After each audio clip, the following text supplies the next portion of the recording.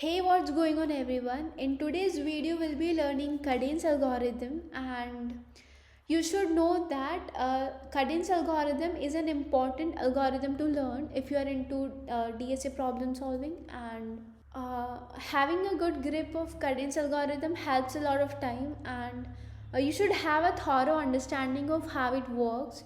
So in today's video we'll be looking at algorithm and we'll implement it through code in C++. And I have linked few important articles on Cadence algorithm, so you can just go below and check the link out. So that was all. Now let's get started. So let us look at why do we use Cadence algorithm. Let's say you are given an array and you are asked to find out a sub array such that the sum is maximum. So the sub array could be anything. It could be -2, it could be -2, 1, it could be 4 minus 1, or it could be 1 minus 5 and 4. So if we were to not use Cadence algorithm, we had to use three for loops, which would increase the time complexity to around big O of n cube or big O of n square. But if we want to do the same thing in a linear time, Cadence algorithm comes into play. So how does our Cadence algorithm work? So first of all, we will take two variables. The first one will be current sum and the second one will be maximum sum. Here maximum sum will store the final value of the maximum sum and current sum is here to help. So here you can see we will assign current sum to 0 and the maximum sum to a of 0.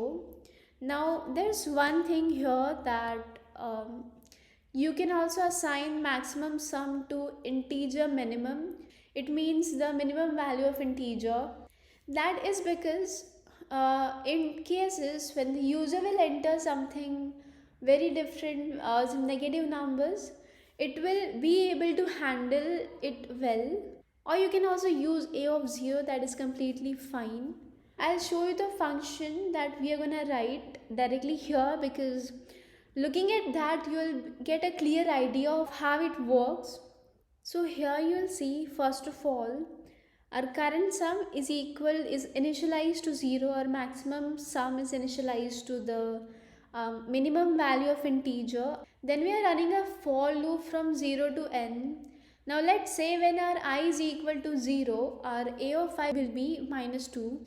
The statement here, it adds to the current sum. Our current sum is currently 0 and our a of I is -2. So here the final answer would be -2. Next, what we are going to do is we are going to check if our current sum is negative. Now, you need to understand that if our current sum is negative, no matter what value we are going to add to our current sum, it will always be reduced. Okay. So if our current sum is negative, we don't need that elements anymore in our consideration. So if our current sum is less than 0, our current sum would be equal to 0. So we'll change it to 0. So for now, we are not going to the else part here. Now, when I is equal to 1, our current sum will be current sum plus a of I. So our current sum will be 1. So currently our maximum sum is holding a of 0, or I can say integer minimum value. When it would go in else part, our maximum sum would be equal to maximum of current sum or the maximum sum. इन दोनों में से जो maximum होगा, our current sum or our maximum sum, our final answer would be that it's 1 here, because amongst -2 and 1, 1 is our maximum. So our maximum sum currently is 1, and when our I is equal to 2, you will see we have -3 as our array. When we'll add current sum is equal to current sum plus a of I, we would get negative value of the sum. So again it would initialize the current sum to 0, because we will get a negative value of current sum. Now when I is equal to 3, our a of phi is 4, okay, and our current sum will change to, and because our current sum is not negative, it would go in else part, and our maximum sum would be maximum of current sum or maximum sum. And right now 4 is our maximum, so the value of maximum sum would be equal to 4. So similarly, this loop would go on until I is equal to n, and it would give us the value of the maximum sum, which would be, let's say, x. And finally, after loop is completed, by the end of the loop, we will have our maximum value and we will return that maximum value here. Now let's write a code for the same, and we'll try finding maximum subarray sum for different value of input. So first of all, we'll create a function in Cadence algorithm. It will take in the arguments of array and integer n. So first of all, we'll declare two variables, int current sum is equal to 0 and int maximum sum, which is equal to int minimum. Now we are gonna run a for loop for int I is equal to 0, I is less than n, and I plus plus.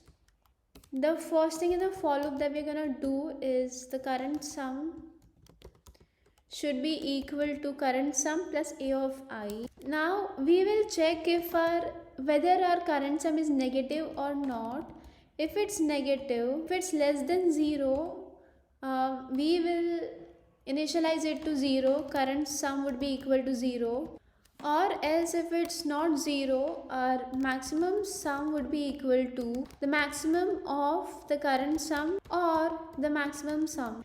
And after the for loop is completed, we will return our maximum sum. Now we will write our main function in which we will declare two variables. One is n, the size of array, and an array of, let's say, size 50, and we'll take in the value of n and array elements C in array of I.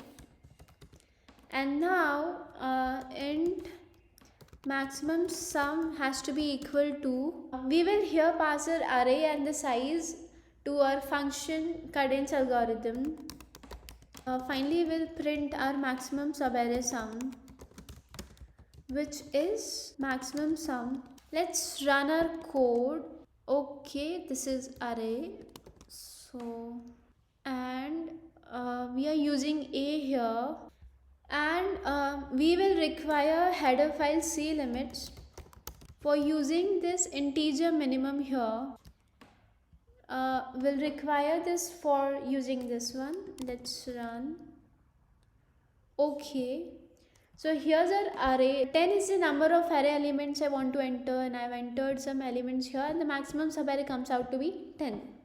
Let me enter some different input, phi 1, minus 3, phi 4 and 2. You'll see the maximum subarray is 11, which is the addition of 5, 4 and 2. What if I have only 1 and 1? The maximum subarray would be 1 because an array is itself a subarray of an array. Now there is one case with the Cadence algorithm that if all the elements of the array are negative, it won't work. Let's say I want to enter 5 elements and I have, when I run this, it gives me the minimum value of integer, because when all the numbers are negative, the sum will never be positive, okay? And that's the reason we will, this Cadence algorithm does not work there. At least one number has to be positive. In this case it would work, at least one number has to be positive. So this was all about Cadence algorithm, and if you have any queries, if you don't get the output as expected or anything, you can post your queries in the comment section below and I'll try answering them. And yeah, so this was all about today's video, and stay tuned. Thank you everyone.